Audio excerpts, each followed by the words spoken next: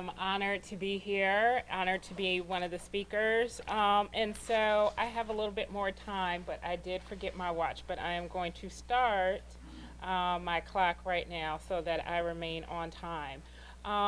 So what you'll hear from me is some of what Mr. Ramirez said. I might use a little different terminology, but both of us believe that you need to work hard. I'm going to start off with just telling you about some of my experiences going all the way back to college, and then giving you some lessons that I learned, and then wrap up with lessons that I learned. So as she alluded to, I started off in college pre-med.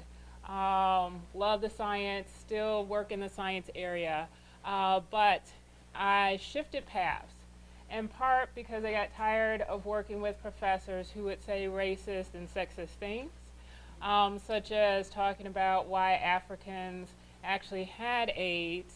Was it from eating monkeys or having sex with monkeys? And I'm the only black person in the class dealing with this.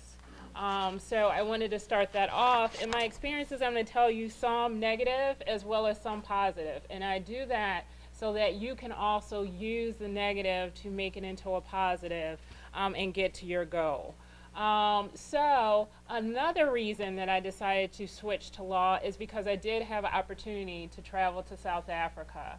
And I got that opportunity through a National Science Foundation grant that was trying to promote people to go into science.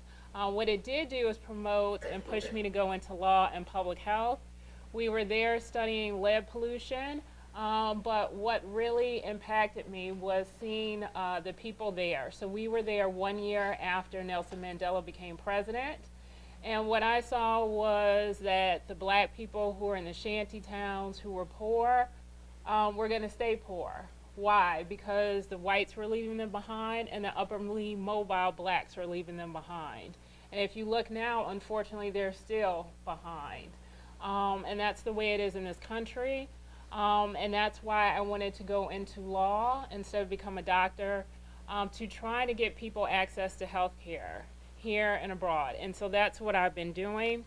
Also, the need to speak for those who do not have a voice, right? Not that they don't have a voice, but that we don't recognize their harm. And unfortunately, it's becoming worse and worse. So that's sort of the bad part. What's the good part, right? Because I said negative and positive. And so that's afforded me an opportunity to write in areas to try to push governments to do better. That has afforded me the opportunity to become the first ever Associate Dean of Diversity at my institution, and to try to work to help people, to give them a voice, whether it's in my classroom, whether it's in their career, or whether it's to the government when I try to push them to actually enforce the law. So let me tell you about getting into law school. So as I said, I was a biology major. I came back from South Africa, decided I wanted to do law and public health. So on my own, I started to research all these other programs. I was in the honors program as well as the academic support program, because I feel like you should get everything that you can since you're paying for it, right? And so I went to my honors counselor and told her my dream about being a JD MD, and she made a joke about it and said, well, why don't you go to business school, engineering, then you could just round it all out. Needless to say, I didn't go back to her again. Unfortunately, then I went to the academic support. So she was a white woman. Then I went to academic support, talked to counselors there, 2 black women, told them my dream, and they told me I wouldn't get into any law school because of my grades. Now, obviously, my grades were not straight A's, but I was in the honors program, right? So that should tell you that I should be able to get in. I didn't stop there. Actually, I was told about a dean at the School of Law who reviewed resumes and writing samples for students. So I went to him. He reviewed my work. He helped me. Also, there were black law students. Once you get to law school, there are affinity groups. So I went to the Black Law Student Association, and they reviewed my resume and helped me out. Took the LSAT, applied to several schools, and I'm going to read them to you, not bragging, but I just want you to understand the story. So I applied to Michigan, Georgetown, Northwestern, Boston University, and Wayne State, and I got into all of them. So, I had to go back, right? Thank you. So I went back to the counselors and just let them know I got in and where did they think I should go. And that's going to come up again later about being nice and being honest, but I'll leave that for later. And in fact, the dean of Georgetown wrote a note on my letter saying that he hoped that I could come. Because while they just looked at my grades, they didn't look at the fact that I was involved in several activities. I was a treasurer for the NAACP. I started my own sisterhood.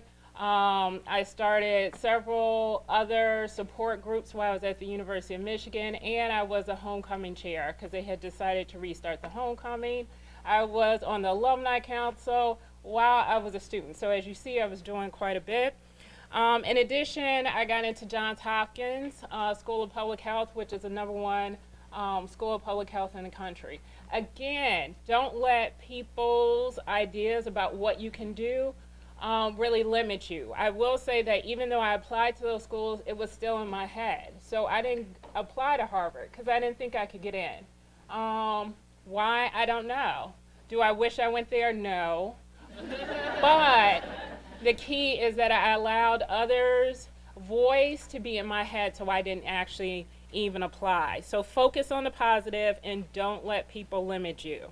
At law school at Georgetown, didn't really struggle with too many issues of diversity and inclusion in class. In part, it's probably because Georgetown has the highest number of African American lawyers in the country because it is so big. So it was a critical mass of us. We kind of took over things, but there were comments in class about particular professors, such as them not being qualified. In fact, they said that about one African American professor who clerked on the Supreme Court. Now, I don't know how you could be unqualified and clerk on the Supreme Court, but that was their thought. Needless to say, the administration ignored it. She's still there. She's fabulous.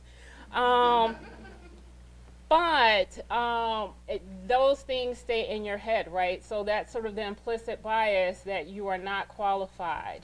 As I said, I didn't really have to deal with that.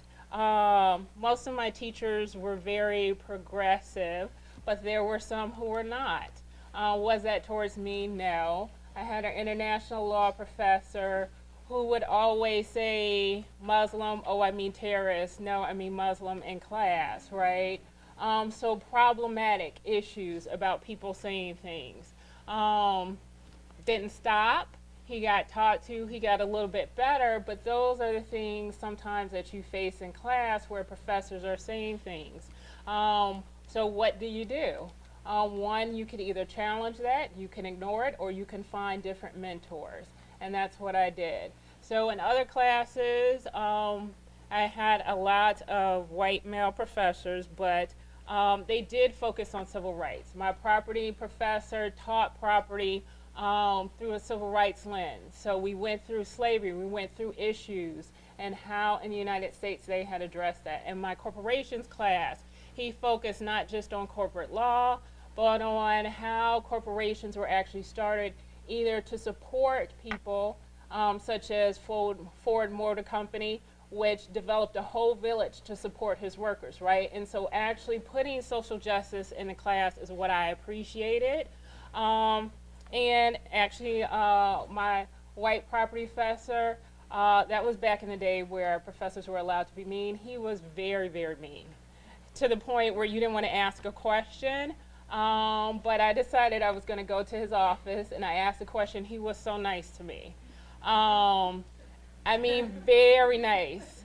To the point where I had just overheard him yelling at a student, and I didn't want to ask him a question. He was like, no, what questions do you have? So I say that in a sense of when you find an advocate, I talk about it, I use the term champion. When you find people willing to support you, then those are the people that you need to build community with. I didn't always do that in law school, so I'm telling you what you should do, not necessarily what I did.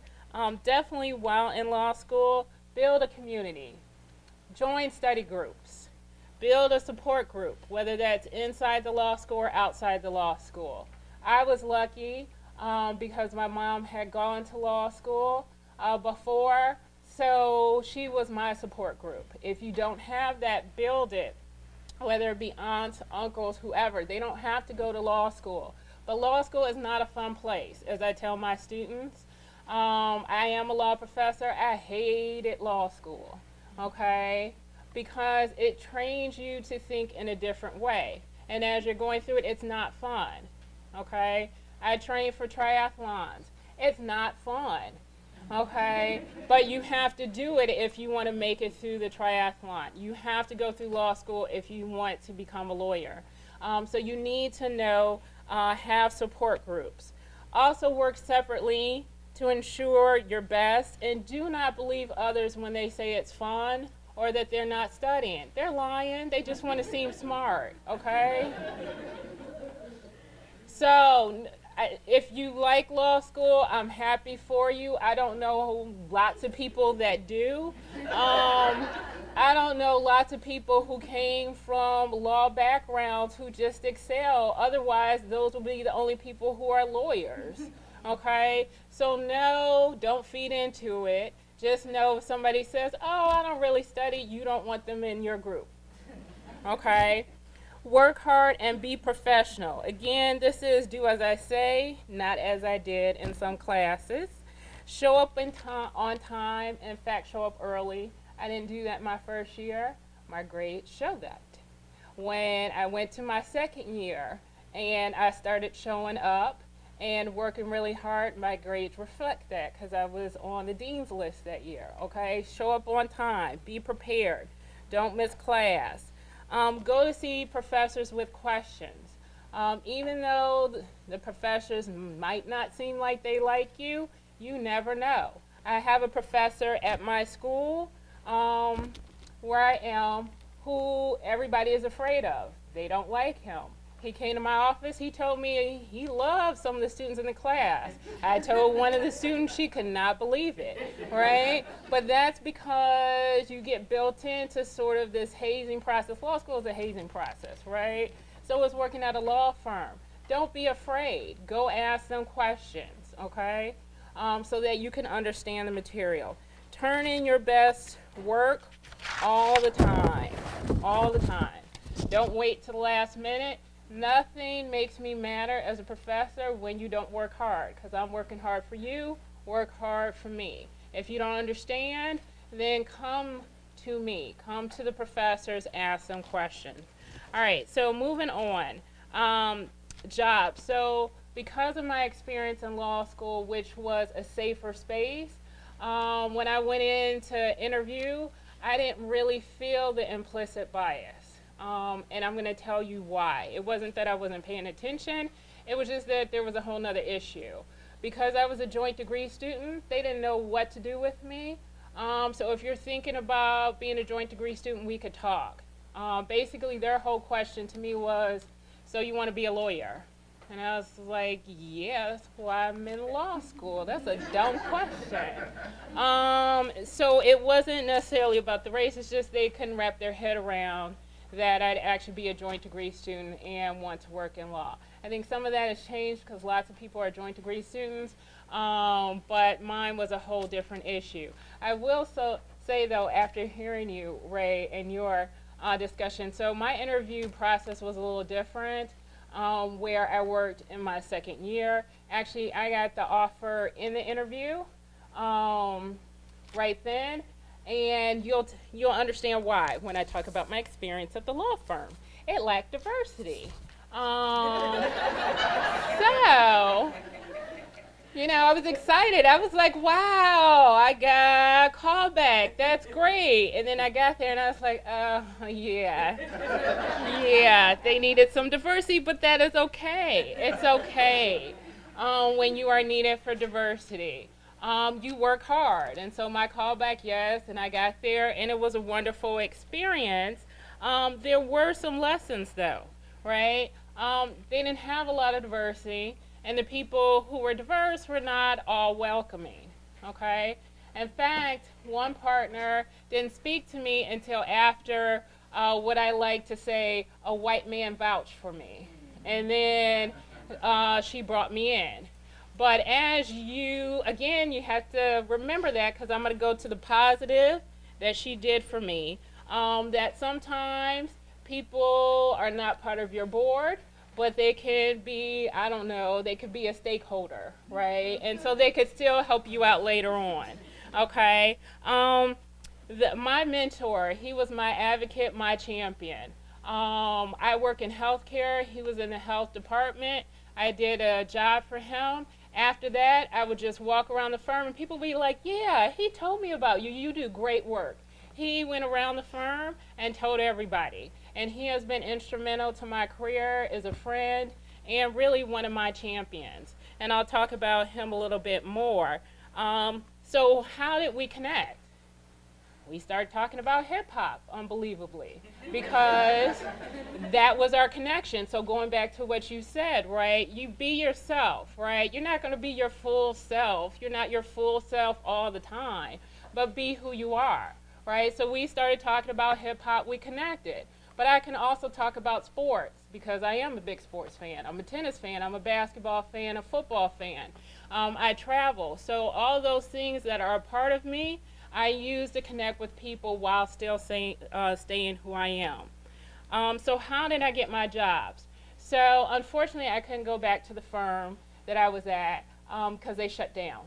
And that's a whole nother interesting story that happened the summer that I was there. So my mentor actually gave me such a glowing reference that I was able to get a job at the federal government. Okay, now let me tell you a little background about that. He was on the opposing side. That means they probably don't like him that much. They didn't have an opening right then, but his recommendation was so good that it got me an interview and put on the list so that when they had an opening, I was able to get that job. Okay, the job at the law firm. So the law firm shut down. They went to go open up another law firm. He went there. I followed him, okay? I got that job again because I worked hard, but also because of his recommendation. And the key is working hard. And I worked there as a second-year associate, and you'll know this when you become a second-year associate. Oftentimes, you don't get the best work. That was not the case for me. I had worked for the government for a year on the opposing side, and so I knew a little bit more. And actually the partner took me to a settlement conference where he and the government were fighting, and I interrupted in negotiating the settlement. When we were walking back, he said he wouldn't have been able to do that without me. But that was because of me working hard and starting in a place where most places people don't start, which is the government. When I started at the government, I started, which you probably should not do, but I started while I was studying for the bar, which meant I worked there, studied for the bar, went home, studied for the bar, okay? But I had my own cases. Within a year, I was second chair on a case. I was writing my own summary judgment motions. I had lots of control over my casework. So if you're thinking about it, think about starting in the federal government, because you have a lot more opportunity than you have at firms. So after the firm, well, sort of part of when I was working at the government, I became an adjunct professor. How did I do that? I picked up the phone and called somebody at, we had two major law schools that I was thinking about adjuncting in Chicago. I looked up their bios. I saw they went to the University of Michigan, and I picked up the phone and said, hey, you went to the University of Michigan. So did I. I like to teach, right? There's other stuff I put in there, but again, connecting. I got an opportunity actually to come into one of the professor's classes. I gave a lecture, and then I took over his class. Once they had an opening, they told me about it, and I applied, okay? And so that's how I entered into my first law school, and I'm going to come back to that in a second. So I was at the law firm. And I showed up one day for work, and the partner called me to his office and said, "So, I hear you're going to do a clerkship." And I was like, "Oh, I am," right? I didn't know what had happened. You remember when I told you about the woman at the firm who was a minority who didn't speak to me until after the white man vouched for me? She had a friend. The friend had an opening on the U.S. Court of Appeals for the Seventh Circuit. She got me the interview. Okay, so sometimes, even though people are not initially supportive, they can be very supportive to you. I had connected with her when I began working at the firm. I didn't work with her, but I actually connected with her just to talk about some of the things that we shared in common. She remembered that. There was an opening. I got to clerk. I had never thought really about clerking because I was doing health law. And health law does not necessarily care if you have a clerkship. But you have to be open to all these different opportunities. Clerking on a U.S. Court of Appeals was a major thing. It was something that I got added to my resume. Am I done? Oh, okay. That's why I keep looking at my time. Okay, sorry. So it was helpful. It was helpful in terms of getting me a job at my first law school. Okay. Now going back to working at my first law school. So again, diversity. I was the first ever tenure track woman there, ever, in 2003 in a school in Chicago. There should be no reason that I was the first, but I was. I'm not going to talk too much about my time there. I'm going to keep moving about what I did there. I did work hard, and I set myself apart by working on issues that people did not work on. And that's actually how I got to speak at Oxford, because I began to write in an area of medical research and justice where most people don't work. And so even though they needed diversity, even though in their minds I was not the star that their white male junior faculty was, on the other hand, I was still valued. Things would come out in the movies, in the press, and they would say, "Oh, that's what Ruqaiijah is working on," right? Again, so there's a difference between champions, advocates, but there's and people on your board, but there's also people who will support you. I still go back to that school, and people still talk about how they wish I was still there, right? But I wasn't their star, okay? The second school I moved to, I actually was treated as a star there, okay? There were lots of mentors, lots of people to support me. How did I get that job? By working hard again. They found me by just Googling my site, okay? They had already had a process, and they saw me, and they brought me in. It was a wonderful opportunity there, but even when you're a star, whether it's in law school or your job, know that you're going to have your haters. So what do you do with those? You collect the mentors, your champions, and then you leave the haters alone, okay? They're not part of my community. So when you're building your community, you don't have to include them, right? You still connect with them, you still talk with them, but they're not in your community or board of directors. My job at my third law school, which is the one that I am now, I was hired there in 2011. I became their first ever African-American woman tenured, ever. 2011, not Idaho, Ohio. Okay, that should not happen, but that's another point.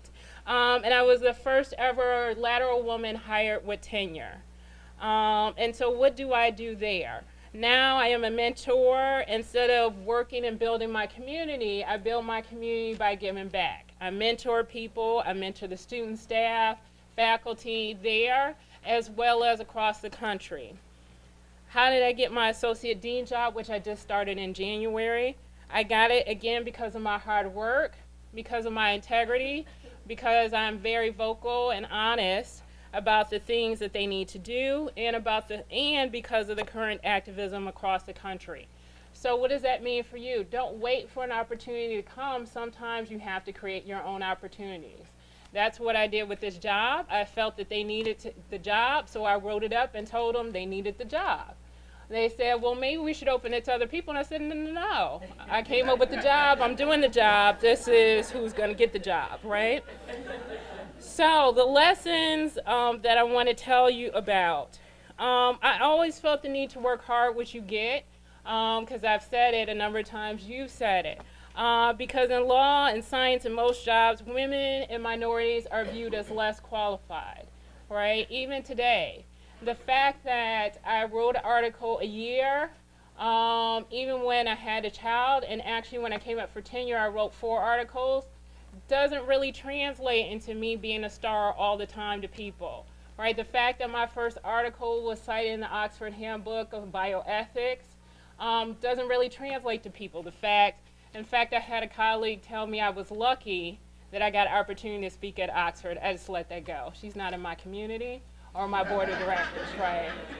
But again, you're not viewed as a star no matter what you do. The fact that my articles are cited in the law, in Title VI, that things are